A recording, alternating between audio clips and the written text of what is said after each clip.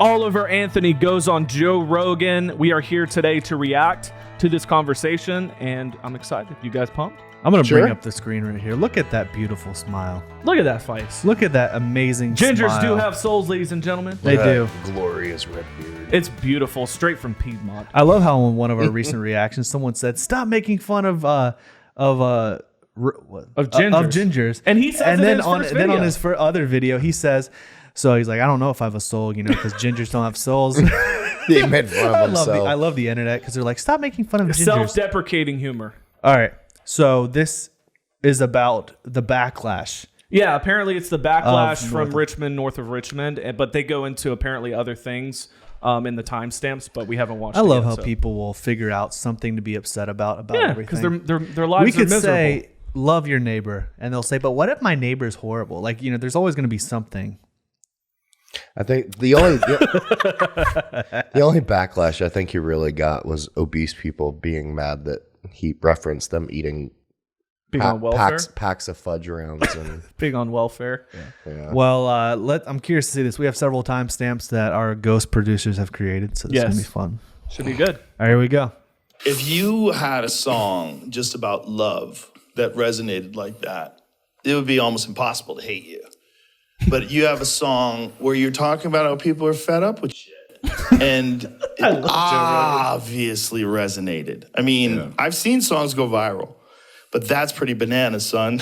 Your shit went to the moon right away. And God, I'm not sure who sent it to me. I'll have to find out who sent it to me. Because it's one of those things where, like, once one person sent it to me, then it was like dozens of people were sending it to me. It's funny because originally that song wasn't really even in my top 5. Like, it's not normally the type of song. I've written songs with similar messages, but as far as that sort of, like, I guess anthem format is what people are calling it. It's like an anthem. Like, that's not something I would normally write, but it's an unlikely anthem. Yeah. Insane times. It would be an unlikely anthem. Yeah, I had no idea that song would react the way it did. At least in my case, I think the one thing that's helped me too is that my singing isn't the best, but I've never had any like vocal lessons or anything. So the way I sing is just the way I sing. And so like I think even the same way with her and other people, it's like it's maybe rough around the edges. It could be a little pitchy, or it's you're not using the right part of your face when you project and whatever. And so like on paper things aren't quite right, but to another human, it's like it sounds right because it is what it is, I love Isaac, that. Well, Isaac, you have hope because he has no vocal lessons. Yeah, I mean, I've tried to have vocal lessons, but at the end of the day, I think I'm just a shower singer. Are you? Yeah, I think he is too, though. That's what he's trying to say. That's why it's so relatable. Isaac is officially a shower singer, ladies and gentlemen. He has spoken it. He is no longer an actual singer.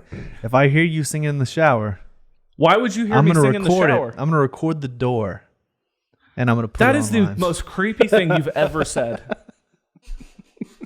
Like, why? I don't know. Yeah, you better not, because that's freaking weird, man. But no, I love how he's saying that it doesn't have to be perfect. Yes. And he didn't even expect it to blow up. He said it's not one of his top 5. Yeah, I love that. And I mean, I'm surprised he's never had vocal lessons because with how much he projects his voice. It's amazing. Like, I would have assumed that at the very least he would have had vocal lessons in terms of how to project. But yeah, his projection comes from his hikimoshi. What? You don't know what that is? No. It's like deep down in your soul. I thought that was going to be like a shower singing term or something. No. Your hikimoshi. Look it up, ladies and gentlemen. Google it and then post in the comments what you think a hikimoshi is. I don't even know what that is. But yeah, it's cool. It keeps it authentic. I agree. No. It's authentic. Yeah. There we go. I don't think there's any right way to do anything. I mean, it's like you see it in everything. There's a person who violates the rules and they're the best at it. and then the rules almost morph into whatever that is. Like it's funny, like with music. Yeah, music has, country in particular, but music in general has gotten way too wrapped up in like this algorithm of how many beats per minute it needs to have and how many verses and how they need to be layered. And it's like they've almost created this sort of like industry standard, like OSHA rule book of how music needs to be performed. And so like you can only do that so many thousands of times before people are like, okay, what else is there, Well, people like that too. That's the thing. There's a lot of damn people. There's a lot of people. The problem, I think, with a lot of people is they want you to like I guess what he's they smoked like. at this point in the podcast. And if you don't like what they like, What? I guess he's probably smoked weed at this point. No, in I the think podcast. that was his Donald Trump impersonation. There's so many people. They're down at the border and There's they're going to just so cross. many. It's the Hey, best. let's keep. It's going to be huge. Tremendous. Who's this Oliver Anthony guy, and what is he, and where does he work, and who did he vote for, and what's his family like, and yada, because they want to sort of build this image of whatever it is that the person behind the song represents, for better or for worse. Right. The people who agree with it want to, you know, I don't know. It's really funny to watch on my end, because obviously I know what's true and what's not, and so like just even what I've skimmed through of people sending me like singing at the Super Bowl, like how many people have formed an opinion about whether or not I should be paid to sing at the Super Bowl. Like, I'm not singing at the Super Bowl. That's just... I'm ashamed of you, Isaac. I know. I thought that he was. I got super excited. Isaac has been a person that has received, I don't know if you received it, but then you fed it to other people, false information, aka me. He hits me up. I'm in Mexico. And he hits me up and he says, "Oh my gosh, Oliver Anthony singing at the Super Bowl." And I said, "No, he's not. That check didn't cash. It was a bad It bounced. It bounced. Did you believe that? That he was going to sing at the Super Bowl? I mean, I felt like it was too quick. Like, they usually don't decide who's going to sing at the Super Bowl until like a freaking week before the Super Bowl. There we go. Thank you. somebody made up. But you know, there's been hundreds of hours of people's time wasted probably talking about all these little like things that don't even exist. It's just somebody made them up and put them on the internet, and so I'm just letting them ride. I think it's great. I just think it's great, like that. At least the last couple of weeks, I've been able to entertain everyone and get everyone's mind off like all the other horrible stuff that's going on in the world right now. Like, at least everybody can have a good laugh, you know. So, well, I mean, it's a subject of discussion. So like everybody is getting involved, and somehow or another it became cultural. And then there was Dwight from The Office. oh yeah, He chimed in that if he was going to write a cultural anthem, what did he say? Something like he wouldn't write about overweight people on welfare. He would write about billionaires and their taxes. yeah. Oh, There's of course nothing he funnier would. than millionaires talking shit about billionaires. Isn't There's that nothing crazy? funny. I love Dwight from The Office, but a lot of his personal views are crap. He's a crazy liberal person. He's just crazy in general. Yeah. Like it's weird. Like you can't make a dichotomy of millionaires versus billionaires if you're a millionaire. Yeah, if you're a millionaire talking about people that are billionaires, then What are you doing with your money? yeah. That's a whole. Why nother aren't you just conversation. giving it all away? Yeah, the good Lord doesn't. You know got about such that. a problem with people who have money, then give it all away. Man, I mean, I'm gonna set up a nonprofit. Yeah. Do something. Funnier about millionaires pretending these billionaires are out of touch. Oh yeah. And then, take Dwight from The Office down to West Virginia. Take him through those coal mining countries. Take him through those places in Appalachia where people have extreme poverty. And pills have ravished those areas. Take him through there. And it's everywhere. Yeah, the sad thing is it's everywhere now. It's not, it's funny, people right off the get-go, I guess because it was Radio WV that posted the original video, but like I've never once advertised myself as being necessarily from the mountains. My grandfather grew up in western part of Virginia in the mountains, but I'm from Farmville, which is technically Piedmont. But even throughout rural Virginia, that poverty is a big issue and drugs are a big issue. And I mean, it's not just even in the rural areas. You go into downtown Richmond or any downtown anywhere for that matter. It's almost like, these problems exist everywhere now and I think, obviously they are because that's why the song resonated the way it did. The problem for me was, I knew that I needed to do this. Like I knew I needed to. I procrastinated with music a long time. I'm 31. I've been playing guitar and singing on and off since I was a kid. Like my grandma was in a band years ago, and so I remember as a little kid, what got me interested in all of it was Dukes of Hazzard when I was a kid. I was like 5, and I used to sit with my grandma. We'd sit and watch Dukes of Hazzard and watch Waylon Jennings pick that guitar. Of course, I had no idea who Waylon Jennings was, but that just I just fell in love with that, and so grew up listening to like that 70s country, and she loved all the old stuff like the 50s and 60s, and even in the 70s, even, Janis and all that. And so like she really introduced me a lot into music when I was a little kid. And so like I just kind of held on to it, but never pursued it the way I should. And then I'd play at a bonfire party or I'd play at whatever, it's a friend's house, and everybody's like, man, you got to do something with this. You don't want to waste this talent you've got and whatever. And that would almost make me feel even because I'm like, oh man, I suck. Like I'm such a piece of crap for not doing something with this. And so yeah, like when I was outside of work, it's like I'd drink, I'd get just absolutely stoned, and I would just sit around and try to think about anything but what it was that I really needed to be doing, which was like, and so it's kind of like funny, but that's ended up what kind of sparked me into like writing all these songs and doing all this stuff, because it's like I don't know, just like with you, probably with what you do, jiu-jitsu or whatever, it's like for me, songwriting it gets my head, like you said, getting your head clear, because that's all you can, songwriting is interesting for different people, but now that I've been in the industry for 2 weeks and I've talked to like... Now that you've been in the industry, you conquered it. Now that I'm an industry expert, it's like some of the other musicians I've talked to, like the people I've looked up to over the years, they experience this too, but certain people, when you songwrite, it's a very... it's dramatic. Like... Do you write all your own songs? Yeah. But it's... Have you been accused of not writing your own songs? Very early on, yeah, because since I guess it's not even my stage name, it's Oliver Anthony Music, and so it's supposed to represent music from, Oliver Anthony Music is my grandfather, and so he grew up in the 30s in the mountains and used to tell all these wild stories about how life was back then, but the music's just sort of a characterization of like that period in time and those people, and that's, so yeah, when... So your real name is not Oliver? Yeah, Christopher Anthony Lunsford is my real legal name, and so that's what's on all right, let's pause it there. I love that because he talks about his story with, his friends were basically that anchor for him, or that motivation that he needed to go and write the music, because they saw the talent, they saw the potential, they saw who he really was, and they wanted to call him out on that, but he tried to mask that desire deep down in his heart with alcohol and getting stoned.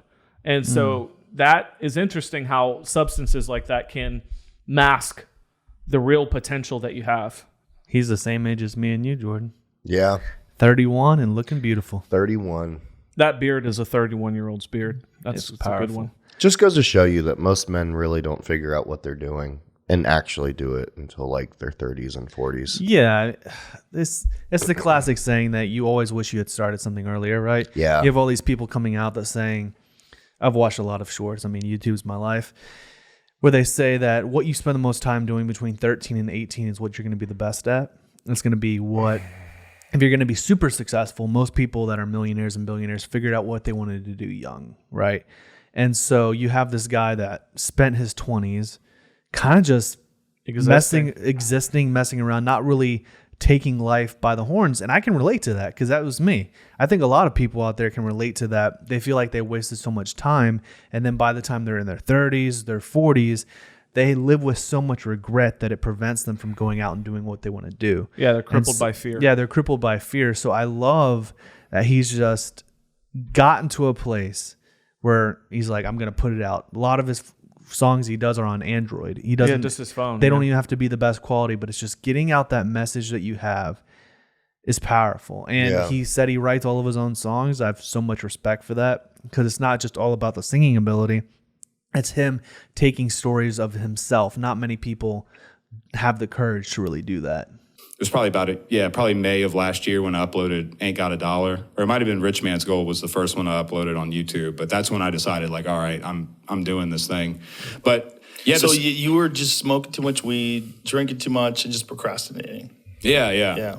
And so like anxiety is definitely something that's underestimated. I used to but I used to just not really understand when people talked about mental health and anxiety, because everyone gets stressed out over stuff. And so you think of anxiety as being just like this normal phenomenon everyone deals with. But your mind can really put you in a dark place to where that thing, it just holds on to you like and it just makes it very difficult for you to do anything. And so, I spent at least 2 years of my life almost constantly just having what felt like just a knot right here, just wrenching at me. Well, that's especially true for people that are pursuing a non-traditional life, that doesn't have any guarantees. It's a wild life to try to be an entertainer. like just to choose to try to make it in this wild world of people that are singing and making songs, and you want people to pay attention to you. Like, do you know how many fucking people are singing? How many people can sing? How many people are recording things? And now with YouTube and the like, how many people are putting stuff up on the internet for other people to enjoy? It's a lot. Well, the idea that you're going to stand out. So that you're filled with anxiety just because of that, because this future's uncertain. Yeah, I think for me, a lot of the anxiety came from me just feeling like I was running out of time. Yeah, I mean, that's what men deal with. Men deal with that all the time. The anxiety of feeling like you're running out of time. Yeah. Wow. Yeah, I mean, that is pretty relatable. But in terms of like anxiety from trying to break out of the norm and not do what everyone else is doing, I mean, there's so many people who just dedicate their lives to living a 9-to-5, doing the same exact thing for 40, 50, 60 years, and they never have anything to show for it. I think, honestly, that would create more anxiety to me than not trying to break out of the norm. Well, breaking out of the norm is, I think, what Joe Rogan was talking about is the fear of the unknown. Yeah. Specifically as an entrepreneur, because nothing is guaranteed in life, and stability in a 9-to-5 does create some type of peace, but also it's a different kind of anxiety because you're not actually doing something outside of a simple routine of going to work and coming home. So that can build on itself over time. Yeah. And ends up causing the regret that you're talking about. Yeah, it would be like, imagine like if you had two scenarios where it's like, one, you can walk along the super straight and narrow path, and every now and then you get to pick up a gold coin, but they're only going to be few and far between. Or you can go and stumble around in pitch black darkness, but if you stub your toe on like a big giant chest, just absolutely slam packed full of gold. You just gotta get lucky and hope you stub your toe on it. Now, are there creatures and snakes in that black there? Sure. Probably. No, it's just men have always needed this thing of feeling that we define ourselves a lot by our accomplishments. Yeah. Now, different men value different kinds of accomplishments. A lot of men value it purely based on family, and all they care about is making that $50K in order to provide for their family because they're not moved by money. They would rather spend time with family and investing in that and in friendships and having maybe some side things they're doing, but they're just not really concerned about that thing. But 90% of us men, I truly believe, we have to feel like we're actually doing something in life, that we are making accomplishments, that we are being a strong, powerful man in this world. And I love that he got to a place where he was tired of wasting time, that he realized that, because most men don't realize that till it's too late. Yeah. And so it's a powerful thing for him to realize that, start putting his music out, not worrying about what other people would think, having no subscribers on YouTube. You know, we've started this, 6-7 weeks ago, and we're already doing pretty good. Yeah. But, you know, getting that first 1,000 subscribers is the hardest thing, right? With any business, is getting that first over the hump, and then it's a snowball effect. But if you're consistent and you're being passionate about what you're doing and not allowing that depression or whatever it is to completely to push you down and make you not effective. So it's powerful, but I love this reaction. I mean, for him, the hardest thing is just pushing record. Yeah, exactly. And realizing, I mean, this whole video, it was kind of, about the backlash and about how he dealt with a lot of this. But I love his humor in it all. Humility. Yeah. He absolutely loves it. Whenever people put stuff on the internet, he loves it. Even if it's crazy stuff about him, because he enjoys it, knowing that, well, I know what the truth is. There's always going to be people out there that speak negatively, that speak the worst things. People say things about us, but we know who we are. So security, he knows who he is. Exactly. He really does. You can tell, because if there was any, I mean, everybody has insecurities, but he knows who he is enough to know that when people post stuff online, he knows his truth. Yep. He knows who he is. He knows his friends love him. He has a wife that loves him as well. That is what matters at the end of the day. It's not what a troll on the internet says. It's about the people that are around you that hold you to that higher standard that you should care about. And so that's sounds good. Well, we appreciate you guys. Don't forget to like, subscribe. We have other reaction videos of Oliver Anthony right here. Whole playlist we've done. This is our third or fourth reaction now for Oliver Anthony. But we appreciate you guys. And we will see you in the next video. Let's get it, baby. We are the Wilson Brothers and the Viking. Peace. You're not gonna flex, bro. You never flex anymore. You're just sitting here like a big bobble. Of Check meat. out this video here and this video here. We should start doing that. All right, guys. See you next video. Peace.